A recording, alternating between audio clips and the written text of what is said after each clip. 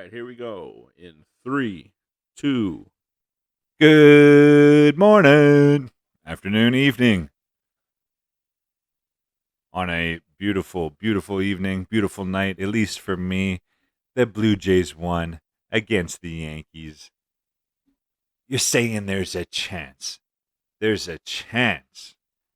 Jays had a riveting, exciting, nail biting game today. We'll get into that. The Oilers preseason has already started, obviously. Talk a little bit about that. And um, there's other news and big news in sports that we'll allude to. Obviously, the great,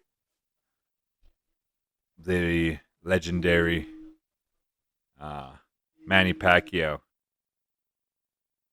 also announced his retirement, and we'll talk a little bit about that at the end. But the Toronto Blue Jays, your Toronto Blue Jays, my Toronto Blue Jays, our Toronto Blue Jays are staying in it with a win tonight, a 6-5 win against the New York Yankees tonight.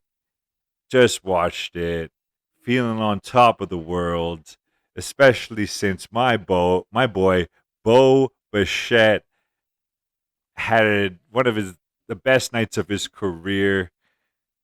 He had not only a double, he also had two dingers, as well as one of which was in the eighth inning, the game-winning run, the game-winning home run. Bo Bichette, the hero of tonight, beating the Yankees after losing to the Yankees last night, the first game of the series. We tied the series up, uh, staying only one game behind the Boston Red Sox with 4 to go. So we still have a chance. We still have a good chance. And if we win tomorrow against the Yankees, we have an even better chance. So to a shot to the Toronto Blue Jays staying in it, and welcome you all to this hopefully long playoff run. Cheers. So many things happened in this Blue Jays game. Not only did Bo have an amazing night, the biggest news, one of the biggest stories in this season for the Jays is Marcus Semien. This guy is putting up, as I alluded to in the previous episodes, he is putting up a legendary season that hasn't been seen ever as far as a middle infielder. Marcus Semien today hit his his second base leading 44th dinger to lead all second basemen. Sorry. Leading all second basemen of all time for an offensive season. No other second baseman has ever hit 44 home runs in a season, and Marcus Semien did it tonight. Not only did he hit his 44th, he also surpassed the 100 RBI mark as well. With Bo, Bo did it tonight, and with Marcus hitting his 100th RBI, 101st RBI, in fact, and Bo Bichette hitting his 100th and 101st RBI tonight, we become only the first franchise since 2003 to have 4 players with 100 or more RBIs in the season in the same lineup. The last team to do it, was the Atlanta Braves in 2003. So what we're doing right now is not only historic, but also quite quite mind blowing, considering the fact that the ages of these players that are scoring 100 RBIs are, I mean, fuck, they make me feel old now because they're younger than me. Shit. And I'm not used to saying that, but yeah, the four players that are on our team right now with over 100 RBIs, oh my god, like it's crazy to even say. Obviously, your boy, my boy, Bo Bichette, Marcus Simeon, obviously having a legendary season. Vladimir Guerrero Jr. might be the MVP this year. I think he is the MVP this year, even though Shohei Otani pitching, hitting, he's going to get a lot of votes because he's doing shit that no one has done in like 100 years. But with that said, Vladimir Guerrero is doing shit that's never been done at his age. And the fourth player on our team to have over 100 RBIs is Teoscar Hernandez. He's killing it this year too. And the fact that we have four of these players in our lineup on a day-to-day basis not only shows how much of a potent lineup we have, but also that we have such a potent lineup for years to come because all these guys are young. And when it comes to Bo and Vlad, we brought them up. We got them signed for a while. Well, not Bo specifically, but we're going to sign them for a while. Best believe we are. And the future looks bright. Even the future as far as like tomorrow and like the upcoming series against the Orioles and fuck it, next week. Shit, I hope next time I check in, the Jays we're talking about playoffs. Playoffs? Talking about playoffs? Shit. Fucking we winning all the games. We have an outstanding lineup. Like I said, Vlad, Bo, Marcus, Teo, they all hit 100 RBIs plus this year. And the crazy thing is that our new boy, Mr. $150 million, George Springer, he was injured all year. We potentially could have had 5 players with over 100 RBIs, considering George Springer's career and what he's done in the past, in years past in his career. He's hit 100 RBIs before. So, and even Lourdes Gurriel Jr., he's been on fire. And he missed a little bit of time earlier in the season. And who knows if he caught fire earlier as he has in the previous like month or so, shit, he could be over 100 RBIs too. Point being is lineup's deep. The batting lineup is deep. Our pitching, shit, I don't even talk about our pitching. Our pitching, Jose Barrios holding it down against Garrett Cole, a potential Cy Young winner for the Yankees. On the mound tonight, we hit him up a little bit. Barrios held it down, gave us a chance to win. And the best part of it all is we hit up Garrett Cole, and tomorrow, maybe tonight, yesterday, 2 days ago, or 2 days from now, depending when you hear this, and what your time traveling is going like, Robbie Ray may overtake Garrett Cole in the Cy Young voting because we hit up Garrett Cole today.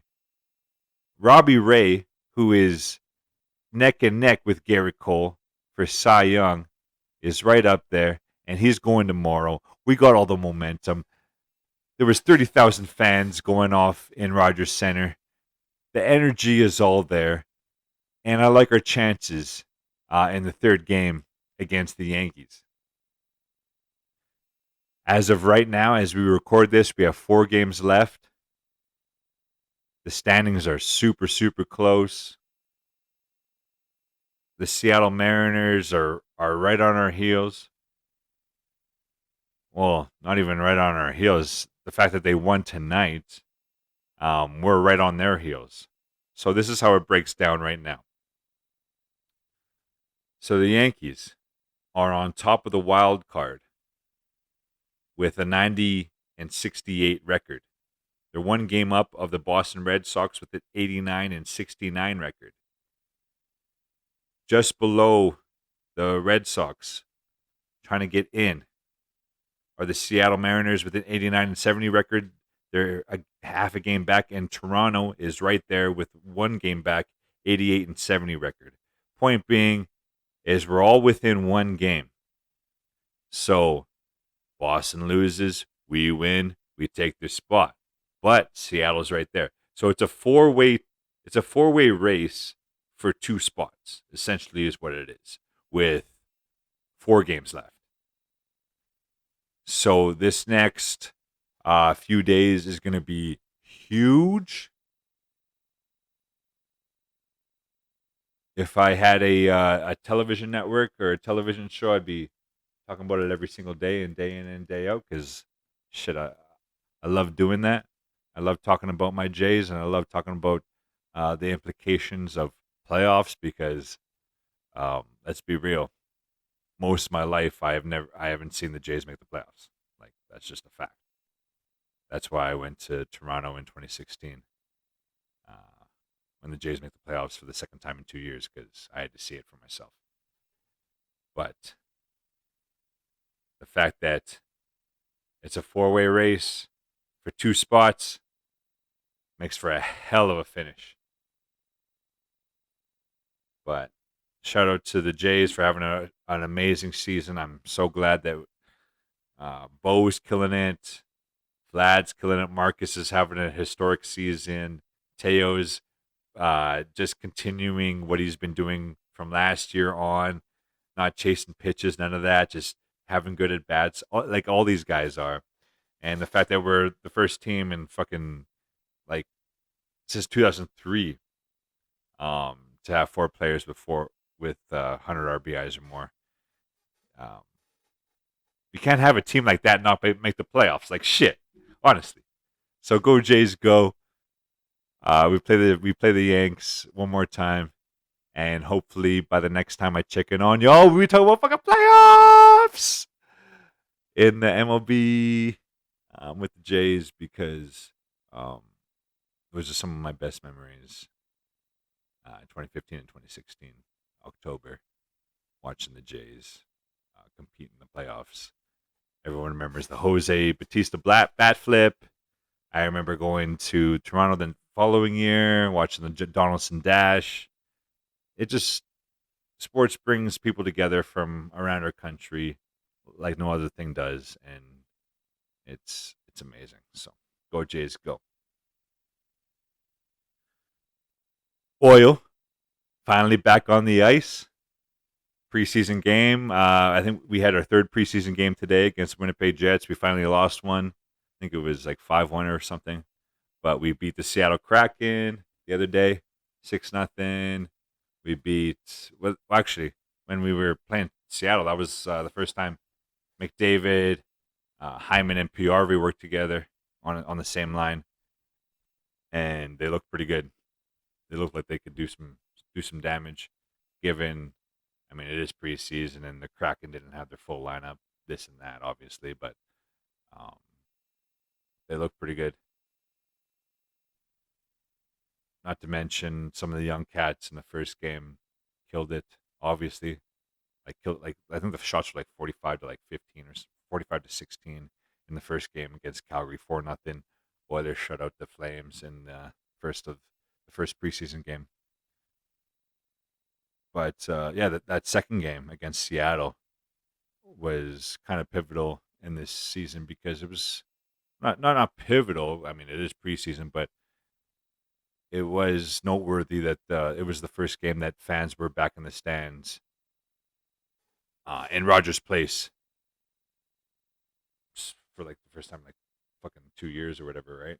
So um, hopefully the new guys can get incorporated with our team and make some good shit happen because I have a good feeling about the season. I have a good feeling about what the oil can do, and with our additions on the wing, because obviously we're solid up like down the middle with uh, Connor, Leon, and Nuge.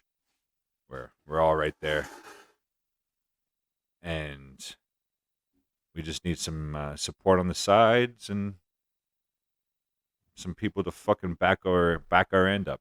And I think we've improved in those areas. So I like our chances this year. As I said in previous episodes, I like our additions more than I like our additions outweigh our losses this off season. So let's see how it plays out. In other Edmonton news, though, the Elks they fucking suck. um, they're 2-5 now. They lost their last game again, and now sit at the bottom of the West Division. I mean, it still technically is only like a third of the way through the season, or just past a third of the way through the season. So there's still time to make it up, especially with such a um, like a small league where you can like play against the teams that you're trailing. But like it's kind of it's ironic. It's only 7 games in, but they're kind of in the same situation the Jays are, where you have to win now and you got to keep winning, or that's it. Because say the Elks go 2-6, 2-7, then fuck, I mean, say goodbye to the year, right?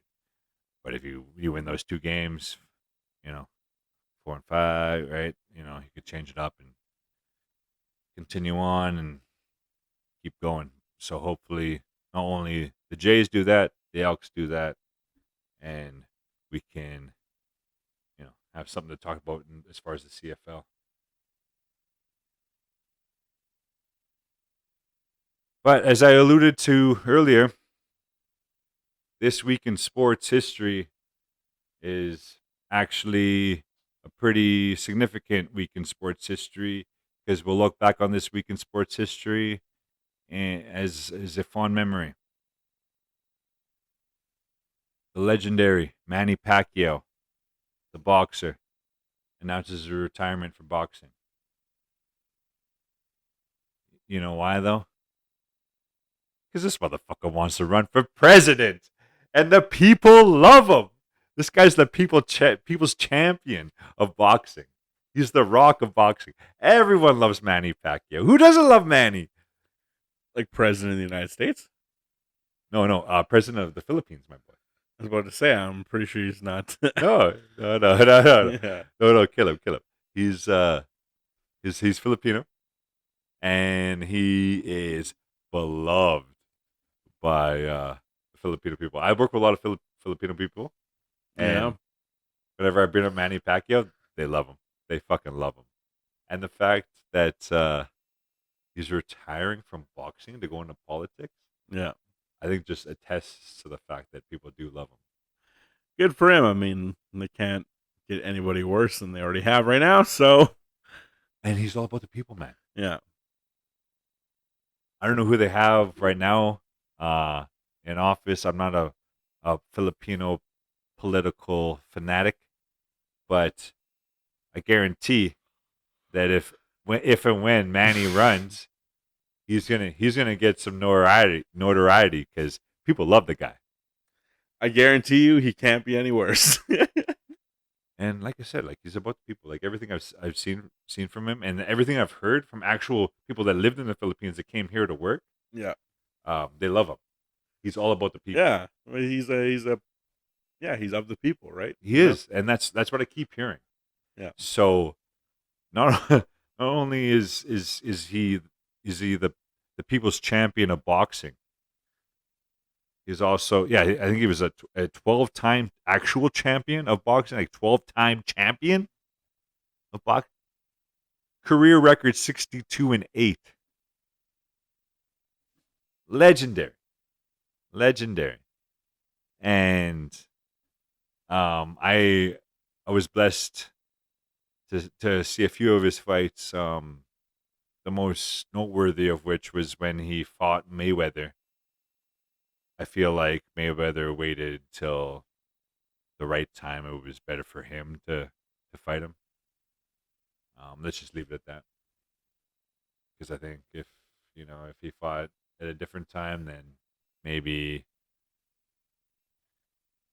the outcome would have been different. But yeah, I just had to put that in here because yeah, it's a huge moment in this week in sports history is Manny Pacquiao retiring, the legendary, and the fact that he's running for president. So go Manny. Everything that I've heard from you, from my Filipino colleagues, has been good. So congratulations on a amazing career. Not that it means anything from me and my fucking little platform that has like fucking 2 listeners, which include me and my producer. And but no, in all seriousness, what a legendary career. So much love, much love to him.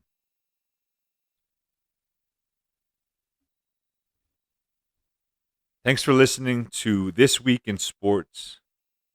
We're gonna do another one very shortly. The MLB season is coming to a wrap on Sunday.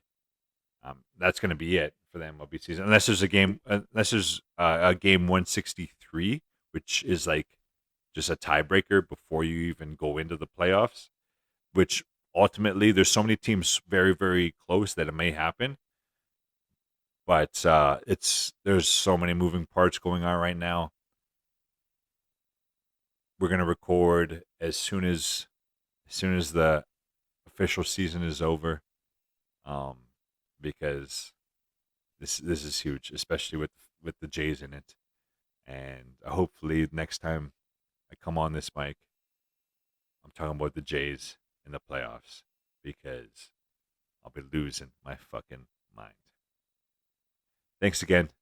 Um, until next time.